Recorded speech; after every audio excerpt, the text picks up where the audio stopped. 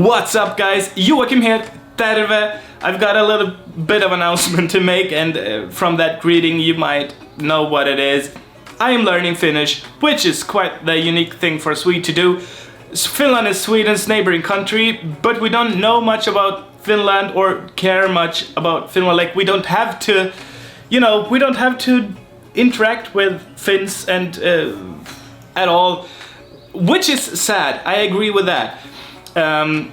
There are like 4,000, or maybe it was 8,000, I don't know. We have a couple of Swedes in Finland, but we have like 150,000 Finns in Sweden. So yeah, you can see that we don't really have to do much with Finland.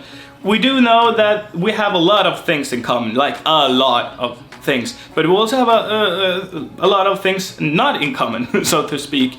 And it's sad that we don't know more about Finland, but in my case that is changing. I am getting more and more interested in Finland, and which is, my neighbors, my brothers and sisters. You know how those Nordic countries are, like we are all like siblings and hating on each other. Mostly people are hating on Sweden, but you know how it is. The best gets teased by the rest, so to speak. I'm just kidding. I'm learning Finnish, and in this video I wanted to talk about my favorite things about Finnish.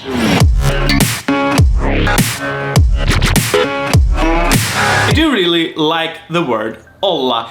In Swedish that means something else entirely.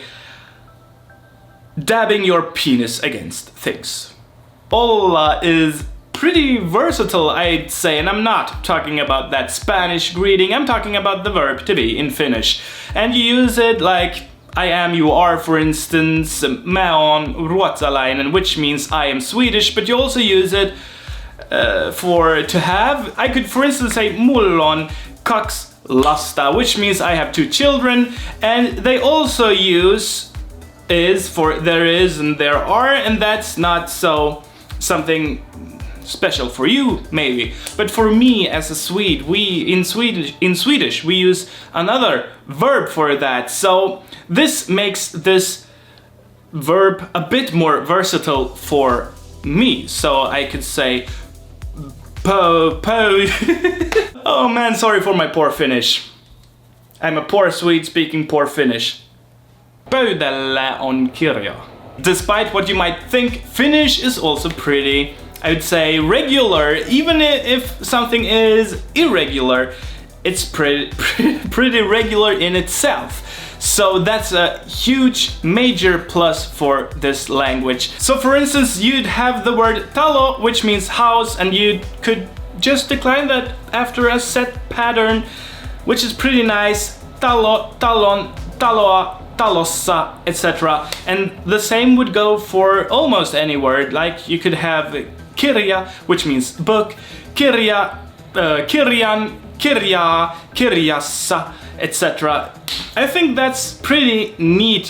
I would know that if I put a T on a word that could be the plural.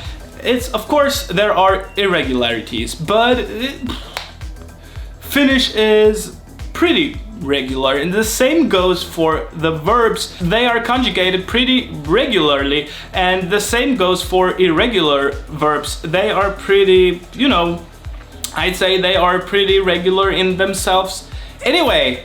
So that is also a pretty easy thing about Finnish. Like if I take nukkua, which means to sleep, nukun would be I sleep, nukut would be you sleep, and nukku would be he or she sleeps, and it's, it's pretty neat. I would know that if there is an N at the end, someone is talking about him or herself, like I am, I sleep, etc. There is an N there at the end, so I would know that. Of course, there are other verb forms with an N at the end, but then I would know, I would know those verb forms. So, whatever. The easy thing here, or the thing I like here, is that I could pretty much try to conjugate myself. That is my point. I don't have to look up look everything up. Even though it could be wrong, of course, I would still have like the possibility to try to do it myself. And this is great for learning because you would learn by doing. You would try to do something, and the person you are speaking to would probably give you feedback if it's completely wrong. But you don't have to look up every verb form because it's pretty regular.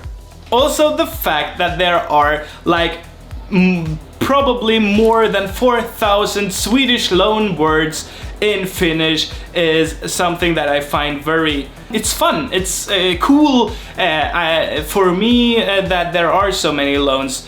Other languages don't have loans from Swedish, but Finnish, of course, since Finland was Sweden, like the Finns lived in Sweden basically, of course they would get a lot of loans from Swedish. The same thing goes for the Swedish that is spoken in Finland. That type of Swedish has a lot of Finnish loan words. But yeah, Swedish in general, like in Sweden, we don't have that many Swedish loan words, Finnish loan words. I'm sorry, I'm starting to ramble now. I need to get more coffee. Even such a basic word as coffee was loaned into Finnish. Coffee, kaffe in Swedish. We also have kaupunki, which means Köping in Swedish. Today it means city or town, and today we say stad in Swedish, but Köping would be used a lot in toponyms, like place names in Sweden, for instance. So that's a loan also from Swedish. And we have leijona, which is lejon, lion. So I just think this is such a funny or fun thing in like to learn what words the Finns took because they needed those. I don't know. And there are even in dialects there are even more Swedish loan words. So just that thing is pretty interesting to me, and interesting for me to like learn and to research and all that. I just think that's a cool thing. It's pretty cool. A lot of people don't like grammar, but I'm a grammar buff. Yeah, focus on that finger, you camera. I'm a grammar buff. I love grammar. I love that about a language. I'm weird, I know. And I love cases. That's my favorite thing about a language. Swedish is pretty boring when it comes to cases. We just use the basic case and the possessive case, and that's it. We use and one could say we have like an object case for pronouns and all that, but that doesn't matter. Finnish has like 15 or something cases, and not all are used in day-to-day speech. And I don't get why a lot of people are afraid of cases. They think cases are hard to learn, but they are not. They replace prepositions, guys. Mostly they just replace prepositions, and they go with some verbs instead of using a verb and like a preposition and a word. You have to decline that noun in a certain case, and that goes with the verb. You know, you just have to learn those things. Instead of learning an extra word like a preposition, you just learn an ending that you put on a word most of the times. Most of the times you don't have to like change the noun or anything. Sometimes, yeah, I know. But that happens pretty like regularly also. So cases aren't hard to learn. They aren't hard. They are just replace prepositions sometimes, at least in Finnish, because you get endings. In German, for instance, you have to use prepositions and cases, and that's a bit of a different story, but also not hard to learn. You just have to learn it. It's not hard. Come on, guys.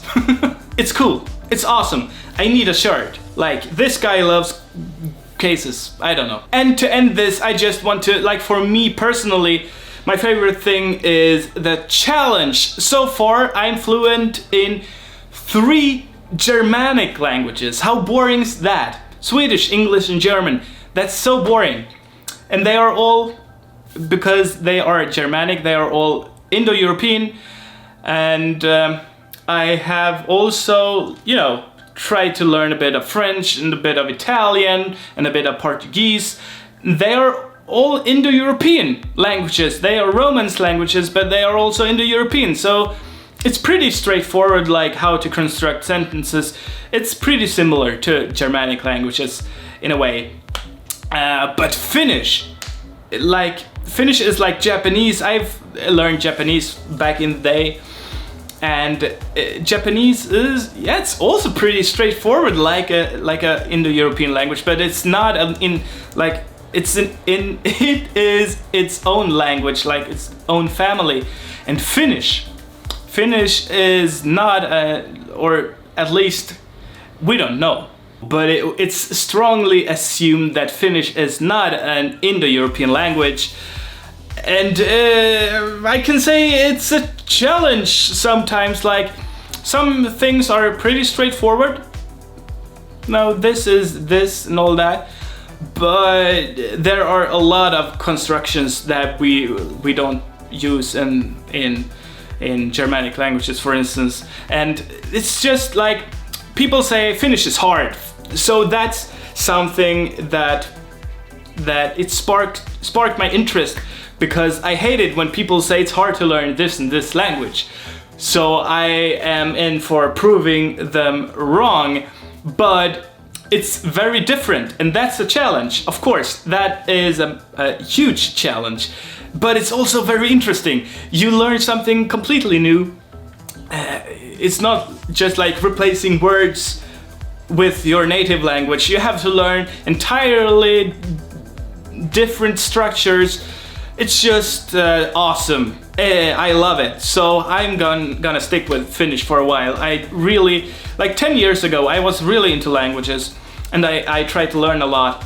Now I for the last 10 years, I guess I've had other things on my mind, although I still love languages. But like right now, I'm so into languages suddenly, and it makes me so happy. But yeah, it's cool. Finnish is cool. Cool, guys. I'm gonna stick with that for a while now. Alright guys, that was everything for today. I hope that you liked my little take on Finnish, like my 5 favorite things about Finnish so far. I've been learning it for 2 months or so now, I think. And I think it's pretty awesome. So I'm really hoping that I will finish this, pun intended. I mean, I tried to learn Italian for over 10 years, but I never finished it. But I really hope that I can stick with Finnish so that I can at least use it a little. That would be cool. Alright guys, thank you so much for watching. Kiitos katsomisesta. If you want to talk to me, you can do that on my Discord server. Link is in the description down below, together with links to my social media. And if you want to support me, you can do that on Patreon. I upload music there and demos. If you become a patron for only $1, you get a bunch of stuff. You get a bunch of demos and early versions and drafts of my music. And if you're into that and you've heard my music and you enjoy that, please consider supporting me. And if not, we will hopefully see each other in another video. Alright, take care. Bye!